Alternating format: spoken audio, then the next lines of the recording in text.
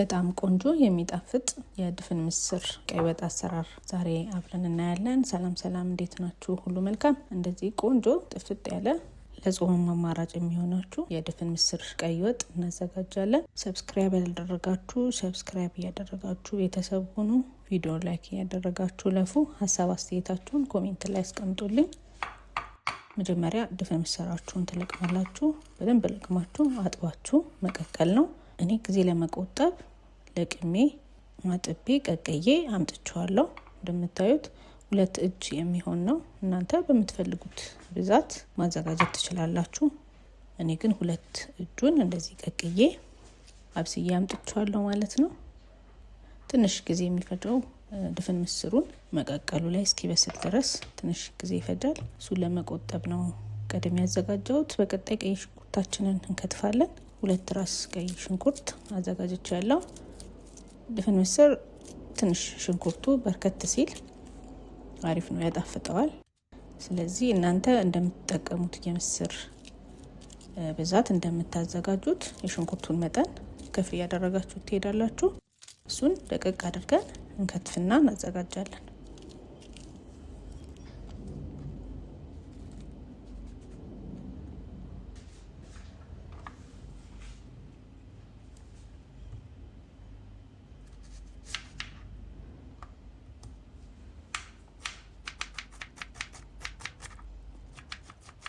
የድፍን ምስር ወጥ ስታዘጋጁ ቲማቲም አያስፈልጋችሁም። በሽንኩርት ብቻ ነው የምታዘጋጁት። ስለዚህ ሽንኩርቱ በርከት ማለቱ በጣም ያጣፍጠዋል።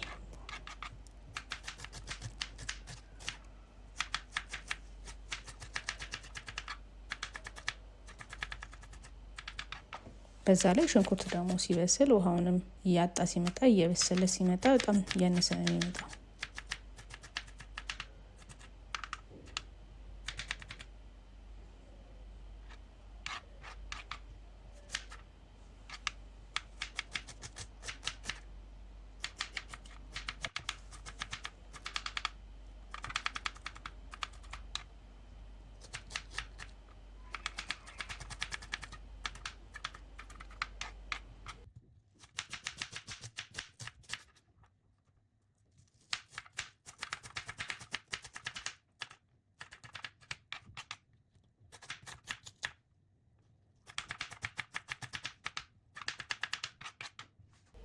ስለዚህ ሽንኩርታችንን እንደዚህ ከትፈን አዘጋጅተናል።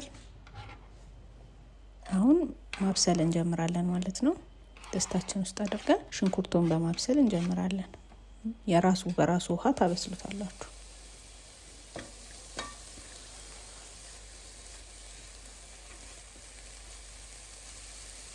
ያው እንደዚህ ውሃውን እንደዚህ እያጣ ይሄዳል። ምንም ውሃ ተጨምሩበትም፣ እያማሰላችሁ ብቻ የራሱን ውሃ በራሱ ውሃ እንዲበስል ነው የምታደርጉት። እንደዚህ በስሏል። ዘይት ታደርጉበታላችሁ። እንደምትጠቀሙት የሽንኩርት መጠን እንደ አበሰላችሁት የምስር ብዛት ይወስነዋል። ዘይት እያደረጋችሁ እያማሰላችሁ ከሽንኩርታችሁ ጋር የሚመጣጠን መሆኑን በማየት ግምቱን በዛ መውሰድ ትችላላችሁ። ድፍን ምስር ዘይት ትንሽ ይፈልጋል። እንደ ሽሮ ዘይቱን እየተፋ ሳይሆን የሚሄደው ወደ ውስጥ ነው የሚገባው። እየበሰለ ሲሄድ ስለሚገባ ትንሽ ዘይቱን ከሽንኩርቱ አንጻር ከፍ አድርጋችሁ ታደርጉትና ታበስሉታላችሁ። ሽንኩርቱ ቡኒ ሲሆንልን ብስል ሲልልን ጥብስ ሲልልን ደግሞ በርበሬ እናደርጋለን። 2 የሾርባ ማንኪያ በርበሬ አድርጌበታለሁ።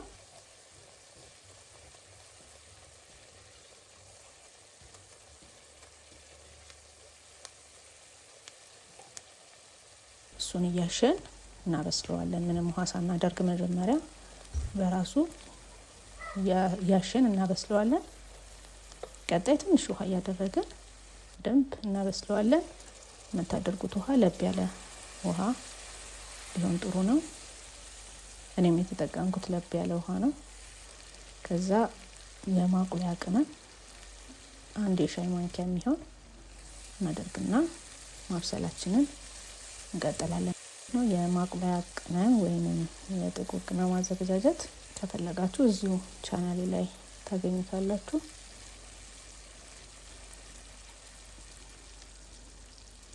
ከዛ በርበሬያችን እስኪበስል ድረስ ያቁላን። ሲይዝብን ደግሞ ልብ ያለውን ውሃ ጠብ እያደረግን እያሸን እናቆየዋለን።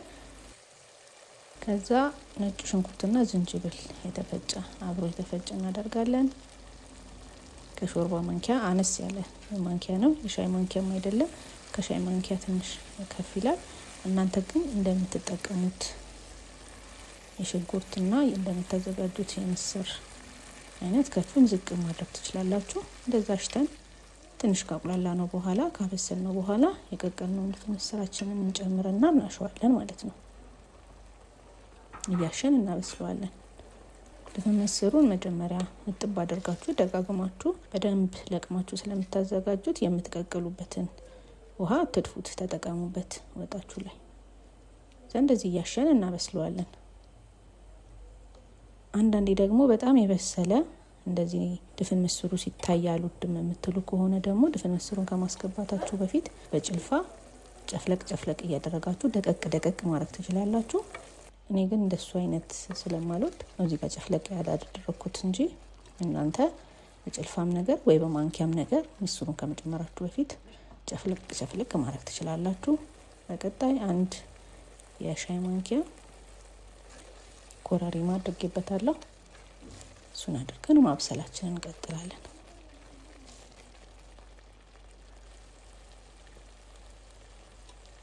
መሀል ላይ ሲይዝብን የሞቀ ውሃ እያደረጋችሁ ያላላችሁ መሄድ ነው።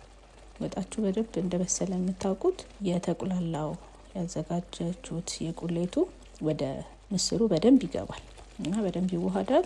እንደዛ ሲሆን እንከልሰዋለን። ድፍን ምስራችንን ሽፍን እስኪያደርግልን ድረስ ነው የምናደርገው። አረፋው ክትት እንዲልና ትንሽ ደልደል ወፈር እንዲል እንዲተከተክ እንተወዋለን። ድፍን ምስር ከተከተከን በኋላ ካወጣችሁትን በኋላ እየቆየ ሲሄድ እየባሰ እየወፈረ ነው የሚሄደውና ወፈር አድርጋችሁ አትተውት። ስትከልሱ ትንሽ ውሃውን ከፍ አድርጋችሁ ከልሱት፣ ያን ያህልም ሳይበዛ። በመቀጠል መከለሻ አንድ ሻይ ማንኪያ፣ ከዛ ጨው። እንዳልኳችሁ ቅመም ያን ያህል ገኖ ወጥ ውስጥ መሰማት የለበትም። ለማጣፈጥ እስከሆነ ድረስ አነስ አድርጋችሁ ተጠቀሙበት። ስለዚህ ጨውን ካደረግን በኋላ አማስለን እንዲተከተክልን እንተዋለን።